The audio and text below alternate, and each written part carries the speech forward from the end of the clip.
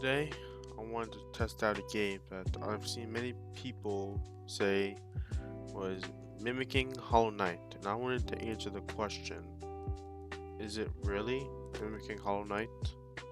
Of course, I didn't post much on this channel, but one thing I can say is I'm a huge Hollow Knight fan. I adore Hollow Knight to possibly the end of the earth.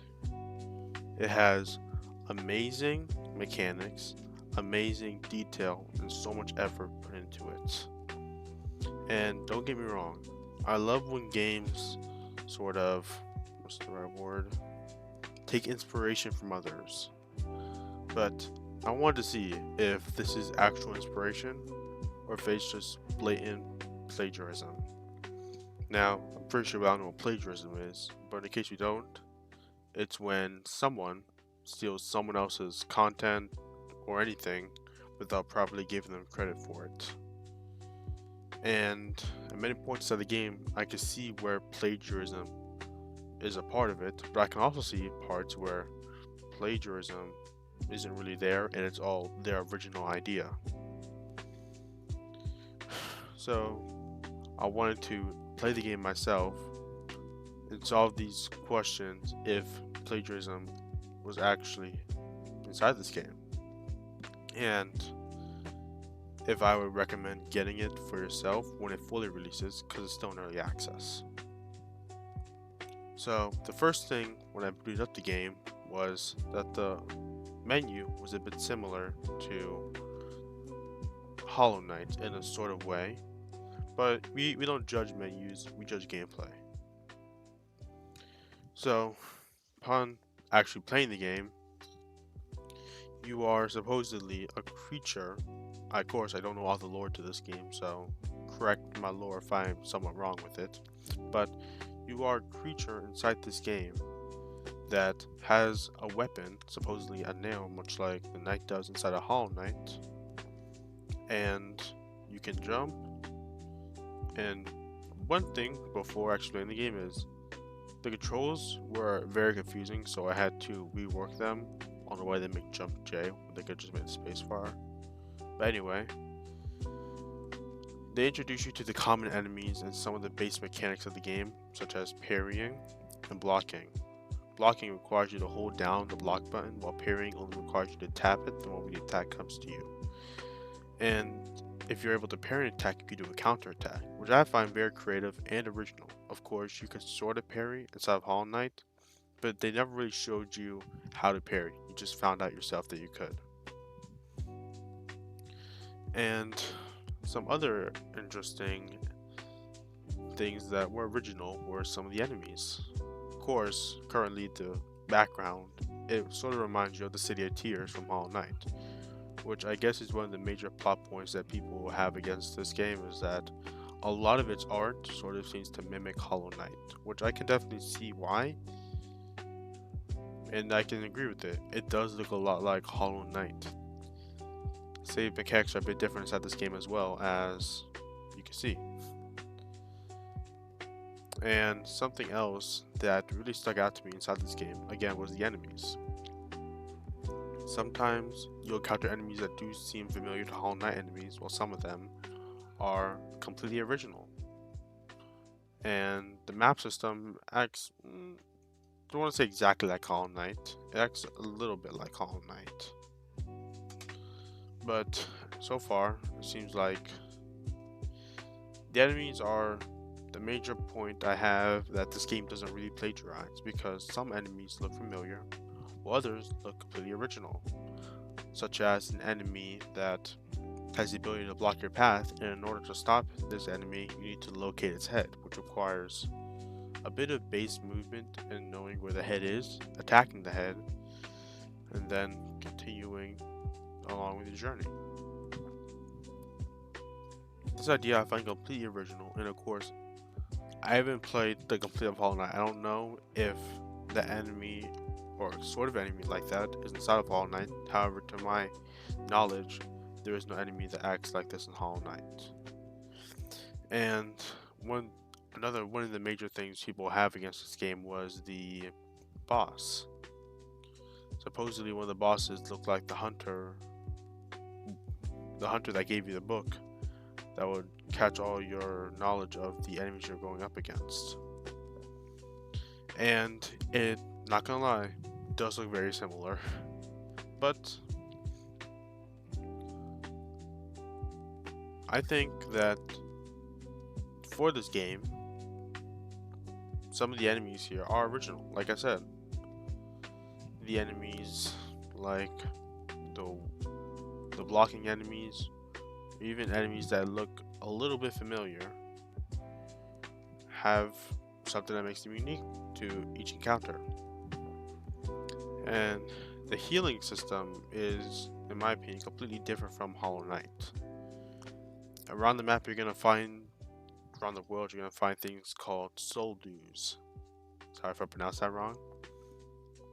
But soul dews allow you to heal upon tapping the button to heal for them. And it's, in my opinion, a much breath of fresh air compared to Hollow Knight's healing factor, which you had to stand still for a certain amount of time in order to heal, which in a game mostly about running around is very stressful. And you notice at the top left, there's this bar that's going around inside a circle. That is your enhanced bar. When that bar reaches its max, it's going to make you enhance, pretty much make you stronger, and it gives you a soul dew, which allows you to heal. However, if you're at 1 HP, as I am currently, and you are enhanced, you will not get a soul dew because you are too low in order to receive one. And there's also runes, which act very similar to charms in Hollow Knight, which I believe is also something that seems a bit plagiarized from Hollow Knight. Hollow Knight has lots of charms that give you different buffs, but at the cost of your charm notches, which is how many you can hold. For instance, the more powerful charms require more charm notches, which means that you're going to be able to hold less charms. Well, the weaker ones only do 1 or 2 notches. However, they get the job done just as well. Inside this game, they're called runes instead of notches. And instead of notches, they're guiding stones. So it really depends on how much you can have for it. And I like how they add a little bit of uniqueness here with it by making it that runes, my bad, have the ability to get more powerful the more guiding stones you equip for it. You'll notice right now with only 2 guiding stones, my bad, 2, it is at its minimal point. When I acquire more guiding stones to it, if I believe so.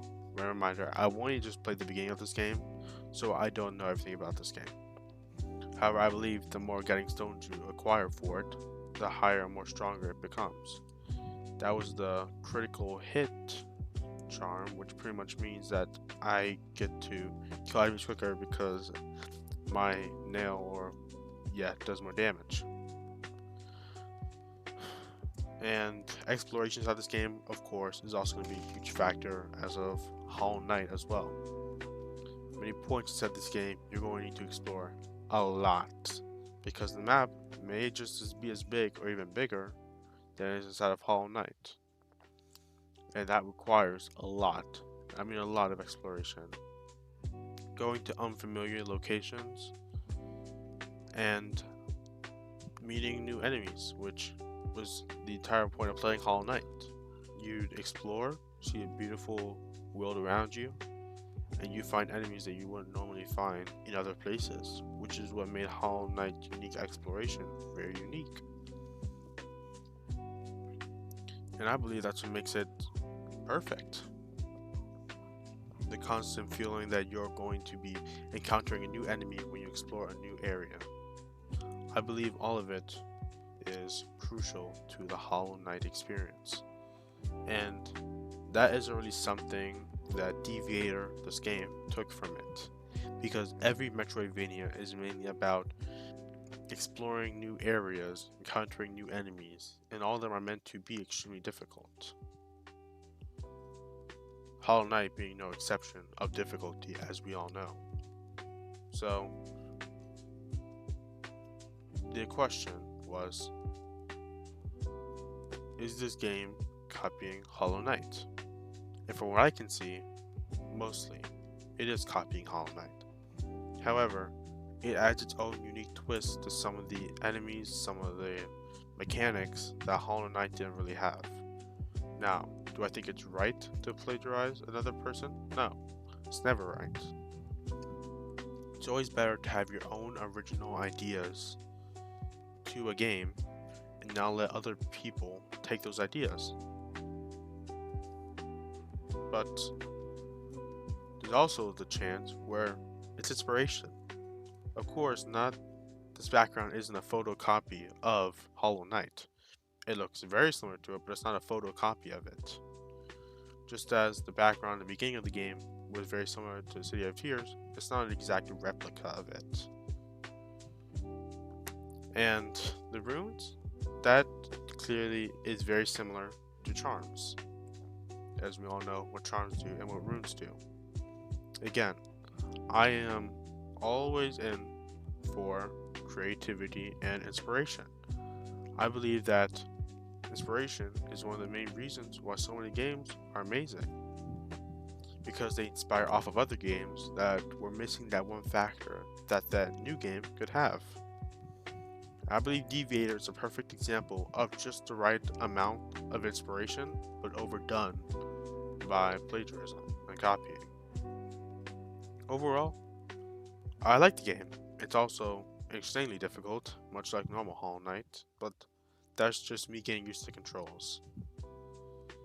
And I appreciate the game in all of its aspects, because, as I said before, I'm a huge Hollow Knight fan.